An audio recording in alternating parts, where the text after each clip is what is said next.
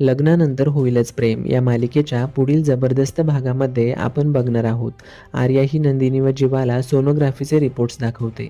हे रिपोर्ट्स बघून नंदिनी व जीवाच्या डोळ्यांमध्ये पाणीच येतं. त्यानंतर आनंदाच्या भरात आर्या ही जीवाला मिठी मारू लागते. पण आर्याला थांबवत जीवा फक्त तिला कॉंग्रॅच्युलेशन्स असं करतो. नंदिनीला सुद्धा बरं वाटतं की जीवा हा आर्यापासून आता अंतर ठेवत आहे. पण ही गोष्ट मात्र आर्याला खटकते. त्यानंतर मानिनी काकू आर्याला म्हणत असतात की तुझ्या बाळाची काळजी आता मी घेणार आहे. त्यानंतर आर्या ही सोनोग्राफीचे रिपोर्ट्स मानिनी काकूंना दाखवते. इकडे जीवा व नंदिनीला आर्याचं हे वागणं पटत नाही.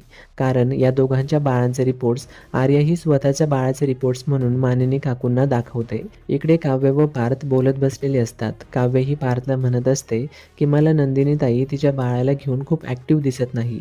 ती तिच्या बाळासोबत बोलत नाही किंवा असं कोणतंच गोष्ट करत नाही जी बाळ पोटात असताना एक आई तिच्या बाळासोबत करते. आता दोघेही जण विचारात पडतात. मालिकेच्या पुढील भागात काय घडणार हे बघणं रंजकदार असणार आहे.